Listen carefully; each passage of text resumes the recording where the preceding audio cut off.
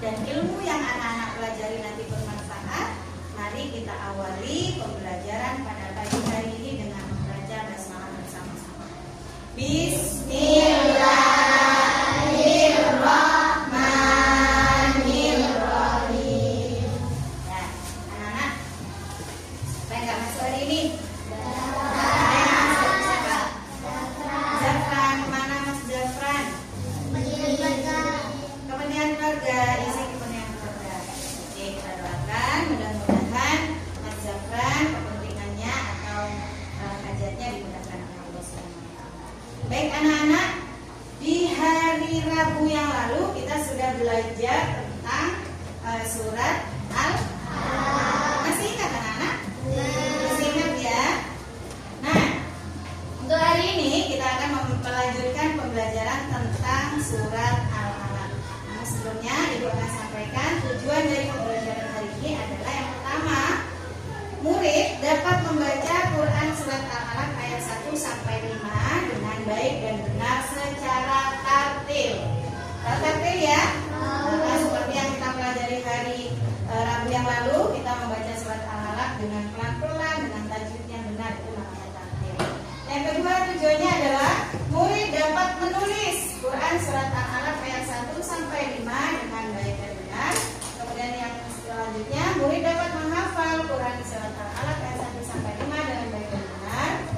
Lalu murid dapat mengartikan Quran surat Al-Alaq ayat 1 sampai 5 dengan baik dan benar. Dan terakhir, murid dapat menjelaskan pesan pokok dari Quran surat Al-Alaq ayat 1 sampai 5 dengan baik dan benar.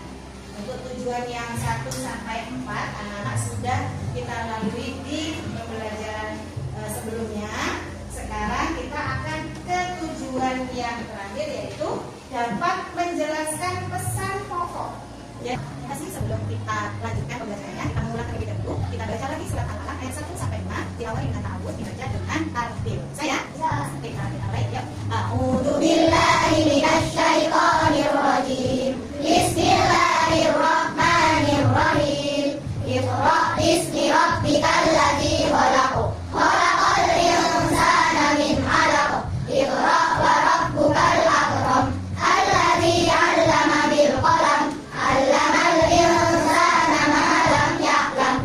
Nah, cukup sampai situ saja. Alhamdulillah sudah ada lebih ya hafalannya ada di ada yang mau coba maju untuk menghafal atau membaca? Silakan. Ada? Dapat nilai plus nanti berupa bintang 10 yang bisa maju untuk membaca dan untuk menghafal. Silakan.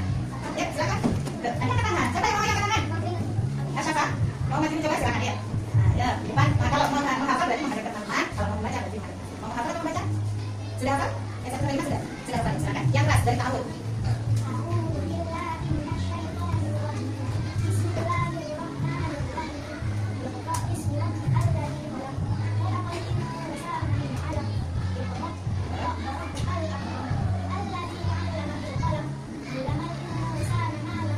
Masya Allah, betul banget. Alhamdulillah, siapa sudah hafal Al-Alaq ayat 1 sampai 5 dengan tajwid yang bagus, kemudian dibaca dengan tartil. Nanti teman-teman, karena ini ya, yang belum hafal bisa terus dilakukan diulang-ulang ya. Kemudian tajwidnya bisa dicontoh tadi siapa ya, tajwidnya juga dengan baik, maksudnya juga dengan. Oke, kita sudah membaca. Ini arti dari Quran surat Al-Alaq ayat 1 sampai 5 juga sudah kita kita ulang saja. Yang pertama artinya adalah bacalah dengan menyebut nama Tuhanmu yang menciptakan. Ya. Yang kedua, Dia menciptakan manusia dari segumpal darah. Ya, bacalah Tuhanmu lah yang mulia, yang mengajar manusia dengan pena. Dia mengajarkan manusia apa yang tidak diketahui. Nanti akan dijelaskan ya. Yuk, mengenal surat Al-Alaq. Kalau di pelajaran sebelumnya kita sudah membaca, kita sudah menghafal, kita sudah menulis surat Al-Alaq. Hari ini kita akan mengenal surat Al-Alaq. Ya, mengenal surat Al-Alaq dan nanti membahas tentang kesatuan. Apa sih surat Al-Alaq itu? Surat Al-Alaq merupakan surat ke-96. Ini urutannya di dalam Al-Quran. Ya, bukan ke-96. Terdiri dari berapa ayat? 19 ayat. Secara keseluruhan, surat Al-Alaq itu ada 19 ayat, bukan 5 ayat. Loh, yang 5 itu apa, Bu? Tadi kita bacanya hanya 5. Yang 5 ayat itu adalah ayat pertama yang diturunkan. Pertama kali Nabi Muhammad menerima wahyu berupa firman Allah, ayat-ayat Al-Quran, yaitu surat Al-Alaq ayat 1 sampai 5 saja. Tapi kalau keseluruhan di dalam Al-Quran, ya di juz 30 surat ke-96, surat Al-Alaq ada 19 ayat. Nah, ngantuk ya? Ngantuk juga? Oke, coba dulu ya. Nah, mas dulu, masih pagi ya. Kemudian terdapat pada juz berapa? Juz 30. Jadi dari Al-Quran juz 1 sampai 30, Al-Alaq ini berada pada urutan di juz 30. Termasuk golongan surat Makkiyah, kenapa? Ada yang tahu? Kenapa kok termasuk surat Makkiyah, surat Al-Alaq?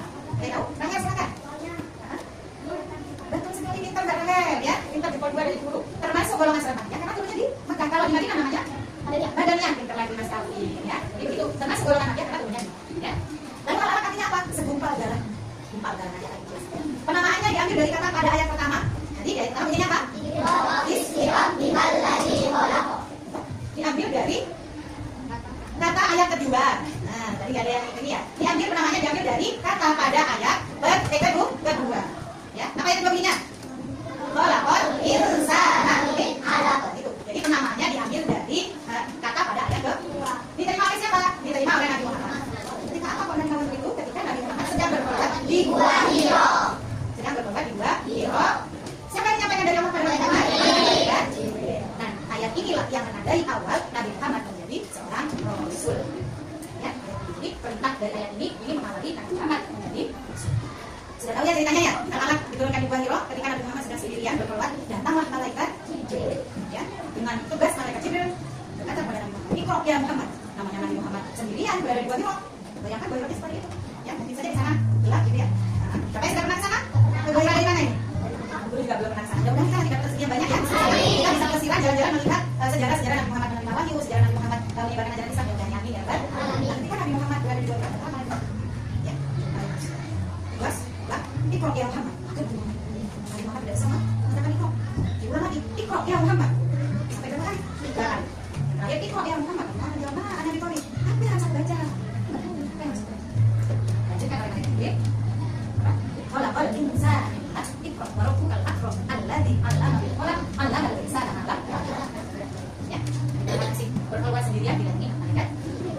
Nah, sampai pada pesan pokok sudah. Pesan pokok yang pertama adalah perintah membaca dan belajar. Masya Allah, anak-anak ini setiap pagi diantarkan oleh orang tuanya untuk apa? Dari sekolah. Tujuannya apa? Belajar. Berarti anak-anak ini sudah menjalankan apa yang diperintahkan oleh Quran Surat Al-Baqarah. Perintah membaca dan belajar. Ya, dari zaman guru kecil sampai sekarang sudah sekolah ini masih tetap harus mau membaca. Kalau dalam bahasa Indonesia itu kan membaca adalah jendela dunia. Guru kok tahu Gua Hira ada di sana, terus itu katanya tempat pertama kali Nabi menerima wahyu. Dari mana guru tahu? Dari belajar dan membaca di buku sejarah. Kita bisa tahu di Amerika katanya begini. Dari mana tahunya? Dari membaca, dari belajar. Kita tahu Indonesia itu katanya punya beragam suku dan bahasa, punya beragam agama. Ya kan? Dari mana kita tahu itu? Dari informasi. Informasinya dari mana? Dari belajar dan membaca. Jadi pesan pokok yang pertama adalah perintah. Anak-anak kalau pagi diantarkan oleh orang tuanya ke sekolah sampai nanti jam pulang, ya ini kamu bernilai ibadah. Karena apa? Karena kalian anak-anak berangkat ke sekolah tujuannya adalah belajar. Ya, sudah menjalankan perintah dari Quran Surat Al-Baqarah. Diniati supaya bernilai ibadah bagaimana? Berangkat dari rumah Bismillahirrahmanirrahim, angkat kaki kanan Bismillahirrahmanirrahim sambil niat Allah dan aku menuntut niat belajar. Jadi anak-anak nyampe sekolah, ya kemudian nanti sampai pulang di waktu itu sepanjang itu berapa jam itu dicatat sebagai ibadah oleh malaikat dan bernilai pahala. Ya niatnya jangan macam-macam. Kamu niat berangkat sekolah, kamu kalau ke sekolah udah mau? Biar dapat puasa. Soalnya kalau di rumah, kalau nggak sekolah kan dikasih sangu bu, terus di sekolah. Sudah beda tujuannya. Ya, sudah beda tujuannya. Bukan tujuannya karena untuk belajar tidak dapat puasa. Ada lagi yang tujuannya apa? Biar aku bisa main. Soalnya kalau di rumah sudah adik. Ya, niatnya sudah salah. Ya, niatnya saja sudah salah. Ya berarti nanti catatan amalnya oleh malaikat juga lain. Ya, meskipun kamu di sekolah, niatnya sudah berbeda. Maka mulai sekarang niat ketika mau sekolah melangkahkan kaki dua dari itu, langkah kaki kanan berniat. Ya dalam hati. Ya, niat itu harus bahasa Arab, bisa dengan bahasa Inggris. Niat Allah, niat berangkat menuntut ilmu di sini boleh dan apa panjang itu kalau bisa. Ya, niatnya khusus belajar. Nanti kalau niatnya belajar kan dapat sangu, bisa main di sekolah itu nanti mengikuti. Ya, dapat sangunya iya, dapat mainnya juga dapat, ya kan? Ada juga kan? Tapi niatnya sudah niat belajar. Yang kedua, pentingnya kegiatan membaca. Betul sekali. Ya, dalam Quran Surat Al-Baqarah itu dipesani bahwa penting untuk membaca. Ya, ada orang pintar, ya, tapi dia belum nyampe ke daerah itu. Dia tahu di sana budayanya begini, bahasanya begini, makanan pokoknya ini, ya. Terus di sana begini. Tahu. Ketika ditanya, Bapak sudah pernah ke sana? Belum. Kok tahu semuanya dari mana? Saya membaca. Di buku buku sejarah daerah tersebut itu lengkap. Ya, dari membaca ternyata dari ya, masih ingat ya? Nah, di sekolah kita ada yang namanya perpustakaan. Siapa yang sudah pernah perpustakaan? Apa itu perpustakaan? Belajar. Di sana ada buku apa enggak? Dimanfaatkan buku yang ada di perpustakaan. Di sana bermacam-macam buku ada. Ada buku keislaman, ada buku pengetahuan alam, matematika juga ada di sana, BDA juga ada di perpustakaan. Mau buku komik juga ada di perpustakaan. Ya, jadi anak bisa memanfaatkan perpustakaan sebagai tempat untuk cari ilmu pengetahuan selain ilmu yang diajarkan di kelas, ya, supaya apa? Supaya lebih banyak. Ya. Kemudian Allah menciptakan manusia dari segumpal darah. Ya, khalaqal insana min 'alaq. Anak kalau di tempatnya punya mama yang sedang hamil, di dalamnya kan ada bayi ya, ada calon bayi yang hamil. Itu berawal dari segumpal darah yang berada di rahim orang tua. Namanya segumpal darah, dia bisa melompatan apa enggak? Bisa lari-lari enggak kalau segumpal darah itu? Ya, bisa nggak? Segumpal darah itu main pingpong bisa nggak? Nggak bisa, ya? Bisa nggak segumpal darah itu naik sepeda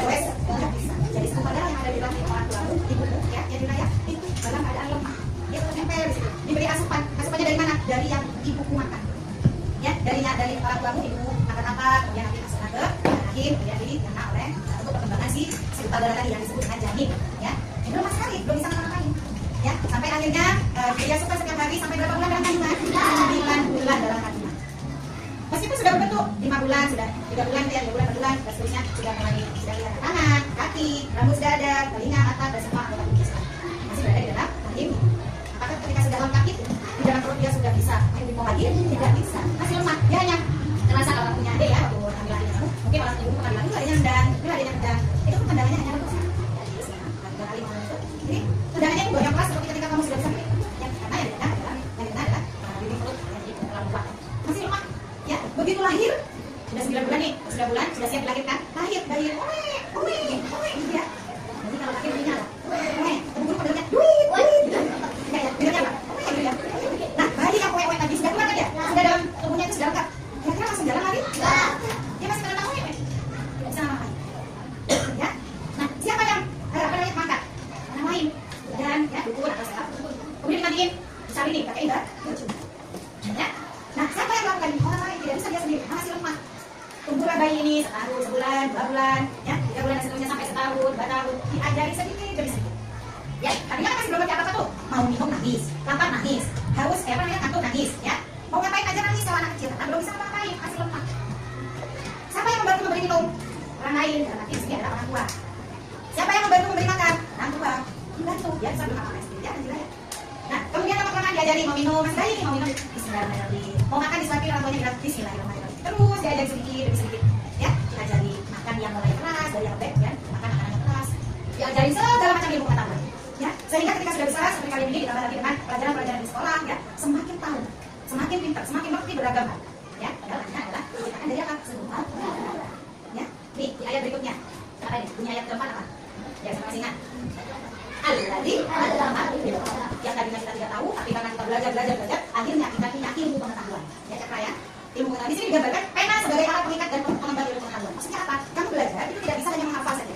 Diikatlah ilmu pengetahuan dengan pena, dengan kamu menulis. Misalkan hari ini materinya pesan pokok, anak-anak menulis pesan pokok di buku tulisnya. Ini salah satu maksudnya adalah seperti itu, ya. Diikatlah ilmu pengetahuan dengan pena, dengan pulpen. Harusnya ambil pulpen. Nah, itu untuk mengingat. Selain diingat di sini di pikiran, juga ditulis di buku supaya ilmu pengetahuan tadi ketika kita lupa, kita masih bisa buka bukunya. Oh, ini catatannya kemarin tentang sampai kalau sudah hafal isinya begini, masih ada di bukunya. Kemudian pena ini juga bagaimana mengembangkan ilmu pengetahuan dengan menulis berbagai buku itu tersebar di seluruh daerah, dibaca oleh orang lain berkembang ilmu pengetahuan. Misal ada ilmuwan menemukan satu teori, menemukan satu penemuan teori, dicatatlah oleh ilmuwan tadi, kemudian dicetak bukunya, tersebar di toko-toko, dibeli oleh orang-orang. Akhirnya teori tadi terbaca oleh orang-orang, berkembang ilmu pengetahuan. Sampai sini yang terakhir, Allah memberi ilmu pengetahuan, maka manusia tidak layak sombong, tidak layak sombong, tidak boleh sombong. Oh, kenapa tidak boleh sombong manusia? Kembali lagi nih, apa itu bunyinya? Allah menciptakan manusia dari segumpal darah. Ada lagi, segumpal darah berdaya enggak? Punya kekuatan enggak? Enggak. Tapi kemudian apa? Allah memberi ilmu pengetahuan. Dari mana kita dapat ilmu pengetahuan? Dari membaca dan belajar. Paham sampai sini? Paham sampai sini? Ini pesan pokok dari Quran surat Al-Alaq, intinya adalah apa? Manusia diperintahkan untuk terus belajar. Dan manusia tidak boleh sombong. Kenapa manusia tidak boleh sombong? Karena manusia gumpal darah itu berawal dari hal yang lemah. Kemudian diberilah ilmu pengetahuan dari lagi. Diberi pengetahuan oleh Allah sehingga manusia tidak boleh sombong. Ada orang pintar, sombong. Wah, pintar, lemah. Gak butuh guru, pintar sih. Ilmu yang punya siapa? Allah. Ada anak pintar, gak butuh guru, gak butuh siapapun. Dia mampu pintar. Ya, tapi kalau sudah Allah berkehendak mengambil ilmu tadi, kita tahu cara dia jatuh, kemudian kepala terbentur, ya, tahu bagaimana gitu ya. Kemudian hilang ilmu pengetahuan. Manusia tidak punya daya upaya kalau sudah Allah yang mengambil. Ada orang gak bisa, ya, angin susah mau memahami matematika ini kok susah ya buku ya, gak bisa gimana ya buku ya. Kamu sudah belajar sudah bu, sampai aku belajar pas tidur kok belajar terus ini, nggak ketemu punya. Yes, katanya bukunya. Selain belajar, kamu coba ibadahnya dirajinkan. Misalkan yang tadinya sholatnya belum tepat waktu, coba sholatnya mulai harus tepat waktu dan 5 waktu, bukan 4 waktu. Kalau 4 waktu kadang subuhnya nggak sholat, kadang dulunya nggak sholat, tetapi 5. Jadi selain belajar, ditambah juga dengan ibadahnya yang dirajinkan. Coba kira-kira nanti bisa nggak memahami ini? Mohon sama Allah, kok beri kemudahan aku dalam memahami ilmu. Ya, tiba-tiba kita, kalau Allah sudah berkehendak, orang yang nggak bisa jadi bisa, orang yang bisa sombong, tiba-tiba diambil oleh Allah ilmu. Tidak bisa kalau Allah kan maha, ya maha segalanya. Miskin bisa jadi kaya, orang bodoh bisa jadi pintar, orang pintar bisa jadi bodoh. Semuanya Allah. Makanya kita tidak boleh terlepas dari yang namanya berdoa. Tidak terlepas dari berdoa. Sepintar apapun tetap libatkan Allah. Sebodoh merasa bodoh, tidak ada maksud bodoh. Tapi kalau kita merasa nggak bisa libatkan Allah. Berdoa, ya. Jangan anak-anak bisa bodoh. Ada yang ditanyakan nggak? Nggak ada. Ada yang ditanyakan?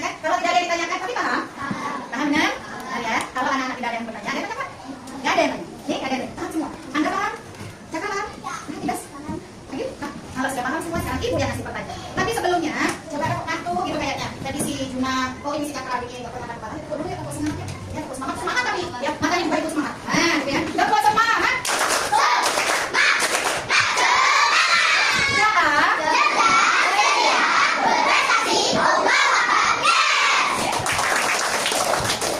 Gitu. Kalau sudah yes itu berarti ini makanya juga sudah fresh lagi, kepala sudah tegak lagi. Kalau yes berarti masih belum yes. Yesnya masih yes. Yes, nah berarti kepalanya sudah tegak. Nih, ibu punya tempat aja dari satu ini ya. Ditulis nama lengkap ya, di atasnya kemudian kelasnya.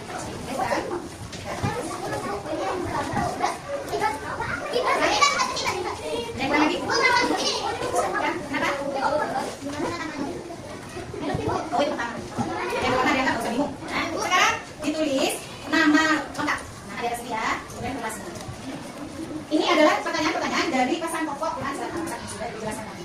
Anak-anak tidak bertanya, guru bertanya. Silakan diisi. Tidak ada yang contekan.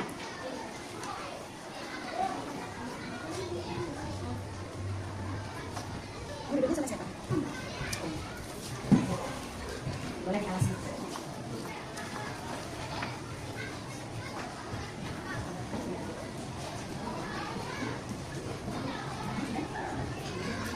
Ini apa duduknya di bawah? Nah, ini aja kan kursinya kalau jauh dari meja. Nah, kakak sudah nanya? Belum. Pas, agak sama nama panjangnya enggak? Nama agak. Ini sudah.